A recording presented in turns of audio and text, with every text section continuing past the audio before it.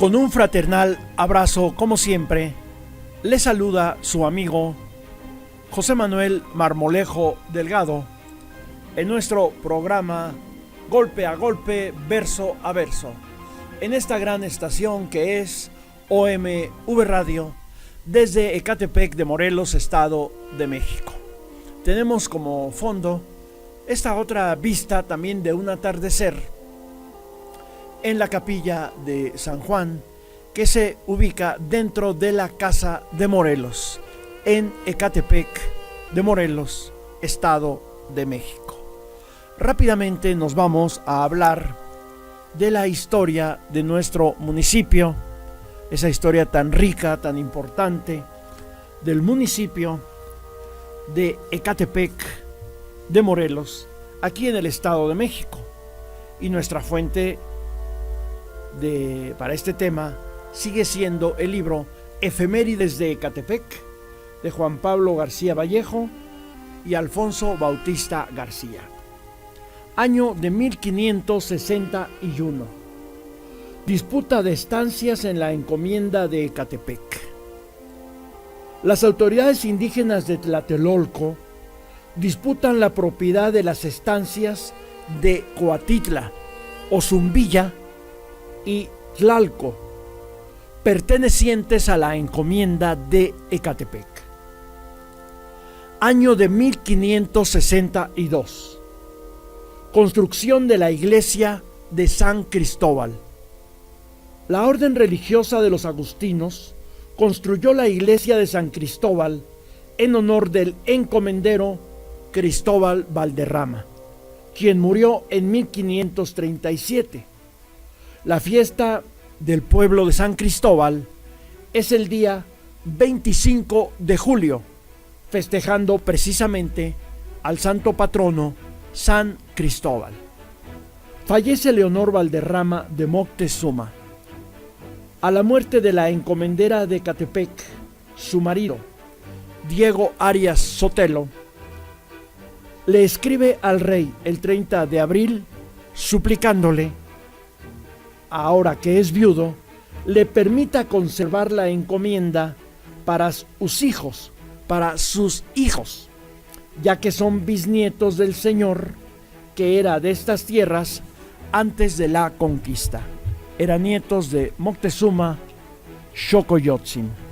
Ahora reanudamos nuestra plática sobre el libro de Armando Bartra, Los herederos de Zapata, que habla, entre otras cuestiones, de la guerra cristera. Armando Bartra, que nos ha venido diciendo cómo la Liga de Resistencia de la Libertad Religiosa perdió el control sobre la guerra cristera, al igual que la Iglesia Católica. La Iglesia Católica siempre estuvo por debajo de la guerra cristera. Y nos habla de cómo se organizaban los guerrilleros cristeros, particularmente en las comunidades campesinas, muy por fuera del control de la Iglesia Católica y muy por fuera también del control de la Liga de Resistencia de la Libertad Religiosa. Aurelio Acevedo, uno de los líderes cristeros, señalaba lo siguiente: debemos hacer que las tierras se trabajen y que nada se quede sin cultivar. En Coalcomán, Jalisco, se constituyó una verdadera república autónoma y los cristeros de esa población, en abril de 1927, notificaron al gobierno de Calles que lo desconocen y resisten victoriosamente dos grandes ofensivas federales. La Unión Popular organiza autogobiernos en Jalisco y en el occidente de Guanajuato, y en donde se pueden quitar y en donde no pueden quitar a los gobiernos callistas, los cristeros crean administraciones paralelas y clandestinas, con una organización seccional, nombrando un jefe superior con funciones de gobernador, y construyen su imprenta en una cuenca del Cerro La Culebra, publicando su periódico Gladium. En Colima, los guerrilleros cristeros parten con su familia a la región de los volcanes, estableciendo campamentos militares en grupos de 25 a 70 guerrilleros, organizando una economía basada en la recolección, la caza, la cría de ganado y la agricultura nómada. A mediados de 1929, los cristeros ya habían establecido más de 2,000 autoridades civiles y 300 escuelas, sumando a la población en guerra al Ejército de Liberación Nacional.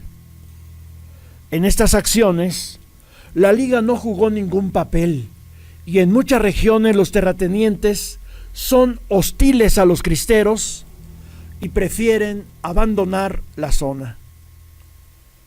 Los cristeros consolidan la insurrección en 1927 y en marzo del 28 cuentan ya con 35,000 hombres armados que actúan de manera dispersa, logrando coordinación solamente a nivel regional, hasta que se incorpora el general Enrique Gorostieta y Velarde.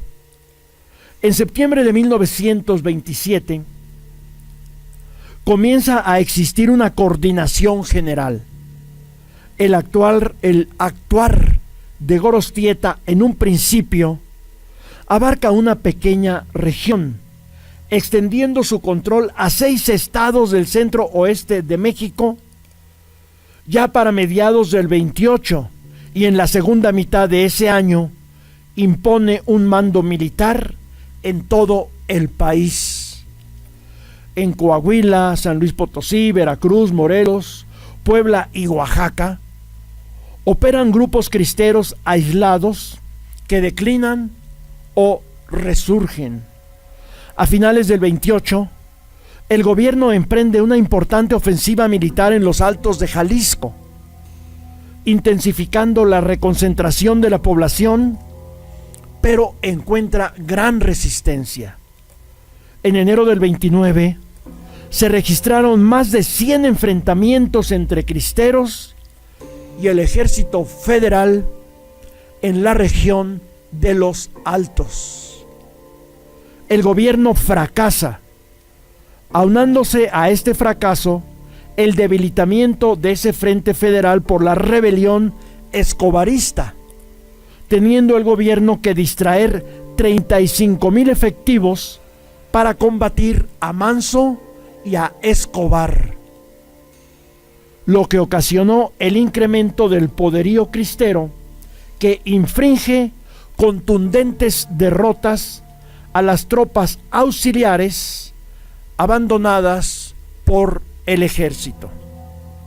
Entonces Gorostieta puede controlar el oeste de México, a excepción de las grandes ciudades. En mayo, el gobierno reorganiza un fuerte operativo en Los Altos, donde los cristeros ya contaban con 7,000 hombres. El ejército federal concentra 35,000 soldados en Jalisco, 4 regimientos en Nayarit, 8 en Durango, 7 en Zacatecas, 2 en Colima, 11 en Michoacán. En Los Altos el ejército combina el ataque del ejército de línea, la aviación, la artillería, ocupando permanentemente la región con las tropas agraristas irregulares del general Saturnino Cedillo. Los cristeros resisten, pero no pueden derrotar al ejército, mismo que se muestra incapaz de mantener la ofensiva. Deserción de soldados, falta de entusiasmo para la pelea por parte de los agraristas, porque la tesorería dejó de pagarles sus haberes, ante el excesivo gasto que para el gobierno representaba la guerra. Bartra sostiene que en junio de 1929 el gobierno había fracasado y que la insurrección cristera estaba en pleno auge, contando ya con 25,000 hombres armados en el oeste y otros 25,000 en el resto del país. El 30 de mayo, Gorostieta formuló un balance. El gobierno no puede acabar con nosotros mientras el culto quede cerrado, y nosotros no podemos acabar con él.